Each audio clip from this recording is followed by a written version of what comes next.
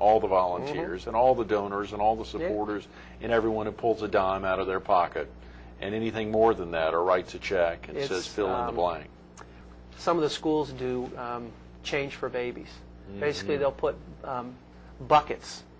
Fast food restaurants, a bucket of chicken. So they'll take that paper bucket, and they'll just place it places, and folks just take their change. Well, again, those dimes added up once before. Those dimes continue to add up. You know, that person that doesn't have a lot of giving capacity, and they give you $5, $10. That's a much different gift than that person that has a very large giving capacity and gives you that $10 bill. Gives you the same $10 Absolutely. bill.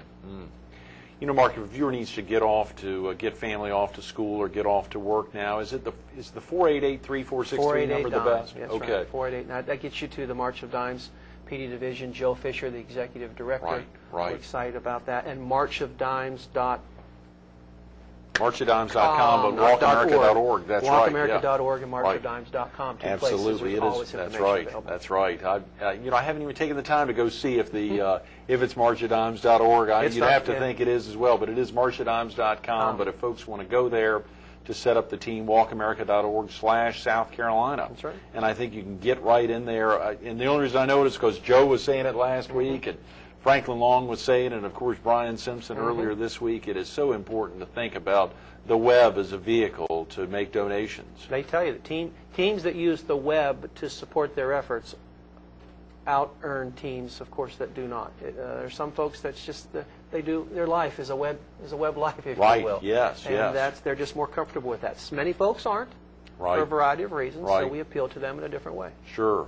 But the donations online are secure. Donations online are very, very secure. Absolutely. So if you feel better participating in an event, for instance, some folks, in a couple weeks we have one of our teams from Coastal at Sonic Restaurants, and folks who are not typically in the food industry will be the runners. They'll be the wait staff there at the Sonic. So they'll bring you that coney that you may have for lunch or for dinner that day, but then they'll be accepting donations for the March of Dimes. So some folks like to participate in those. Some folks like to write a check or give a couple dollar bills. May want you to know they've done it, or may prefer to have you not know that they did it. They prefer to do it anonymously for their heart. There's a variety of ways folks can and will participate.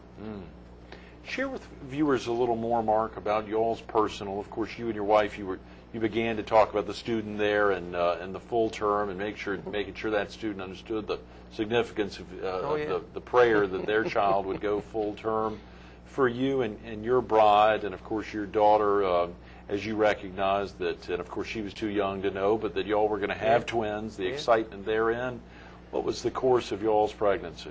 At about 29 weeks, they tell us we have something called twin-to-twin transfusion syndrome. To put it in layman's terms, as I understand it, imagine there's, you and I are sharing a food source. You start eating more than me. On one hand, you think, golly, I'm going to starve because you're not eating? If you eat too much, your body can't handle it. That's exactly what occurred for us in a nutshell. Basically, you have two children. One is being starved by the other. They're competing for food. They compete every day now as 6-year-olds. So we joke, golly, you guys started competing long before you even arrived. The one who is getting too much nourishment, his system can't handle it. And at some point, they used the heart failure. It was really they saw early signs of heart failure in my one child, who was getting more than his fair share of nourishment. And so the one who has been starved a bit turns out to actually be the healthier, and the one that is overeating is in danger.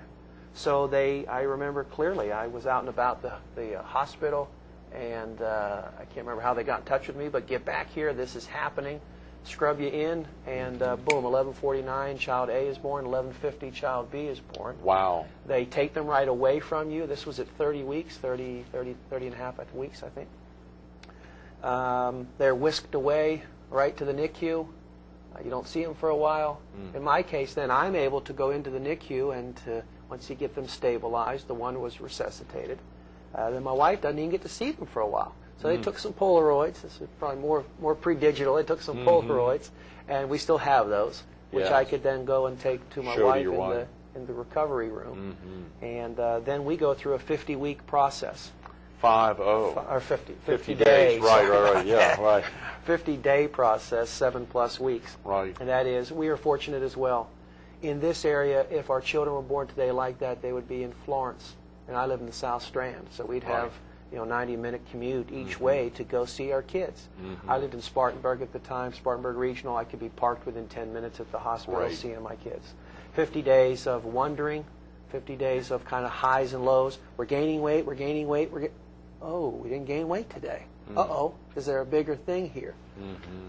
My kids had something called RSV as well, which to you and I is a really bad cold.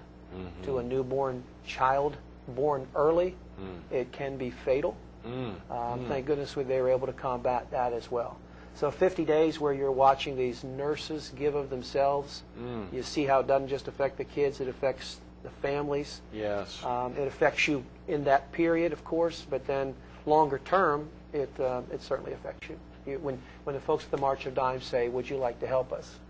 Absolutely you'd like to help, because you see what help they've provided you. It's in some small way in giving back to help others so they don't have to go through what you went through. They called y'all, Brian Simpson early on Monday in the week was saying that the day of the birth of his son, the March of Dimes was calling. Not only saying, what can we do to help, but here are some of the things we can do to help. Here are some of the things, because he shared so speechless at that time, not knowing what's going on and feeling so helpless. Again, it's a matter, you walk into a room and you know absolutely nothing. And it's not like you walk in with some sort of preconceived notion. We knew from my first child what a normal, healthy pregnancy looks like. We didn't know what a high-risk pregnancy, we didn't know we even had one until about 29 weeks. And then within that week, not only we go from pregnancy to early childbirth. And I didn't know, candidly, again, I didn't know for me. I knew of the March of Dimes and polio. I knew of the March of Dimes hoping to combat and helping to combat birth defects. I did know at the time prematurity was such an issue, it hadn't affected my family. I didn't realize the numbers, and they are climbing. I didn't know it was 1 in 8. Many years ago it wasn't 1 in 8. So we have this problem with premature birth. And again, if you think about it, today 24 kids across our state are going to land in the NICU. And those On NICUs average, wouldn't be there exactly without this organization. Their ongoing funding and support wouldn't be there. So what would those families do without it? And unfortunately, that terrible thing is just a couple of years ago we were using a 22 figure. 22 births. And so to think even though the March of Dimes has been working so much harder to get the word out, the prevalence is increasing. Is growing greater and greater. It is terrible when you think about that, and the real need to be a part of making that call. You said the number again. 488-DIME.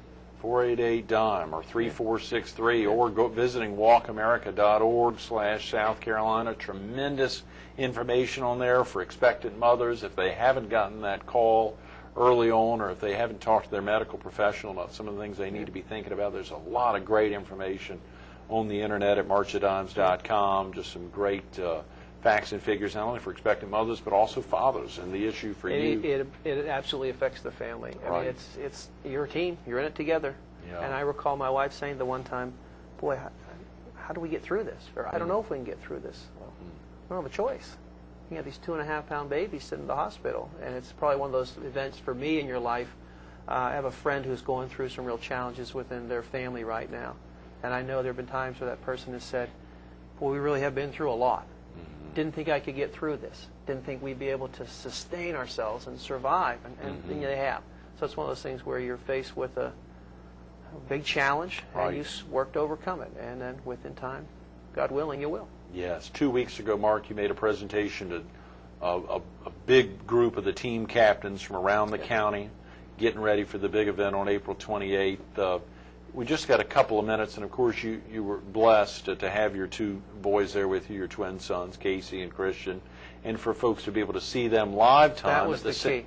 At the same time, they saw your PowerPoint presentation, which a lot of the faculty and staff and students at Coastal Carolina have been seeing, which is great. A tremendous 24-slide presentation there. Share with viewers real quick about what prompted you to do that and the significance of the slides. Truth being, I'm a salesperson going back to my professional life before I came to Coastal, before I came into higher education. and I know that seeing is believing. I know the more senses I can appeal to for my buyers, Right. the more likely they'll understand what we're doing. We can grab them. So those visual images. Yeah. You know, again, a bag of apples weighed more than my kids. Mm. So people think, yeah, 3 pounds. Oh, okay. You talk about how long are they? Well, here's a piece of paper, 8.5 by 11. They're just a little bit longer than that sheet of paper. So you're trying to give people visual images and context. Right. So trying to use pictures. Here's where they were. Here's where they are. Then it was neat to say, here's where they were in a picture. Right. Here's where they are in a picture. And then, boom, here they are today. Here's Right. the living, breathing little boy. Right. And you get closure. Yeah. And that's very important. That is. Those are great words. Mark, thanks so much for being with us Thank this morning. you. Thank you. Absolutely. Stay tuned to more Carolina People with Professor Mark Mitchell coming up next. If you've been watching any of the TV stations recently, you would have seen that public service announcement with Coach Bennett right there on the field. Some ambassador babies, some ambassador families, our Walk America chairman, his assistant coach, Ken Hunter, and Ken's family sitting right there, right out on the field. Coastal Carolina Walk America University. You heard him say those clear words, with your support and prayers, there's hope. With your support and prayers, there's hope.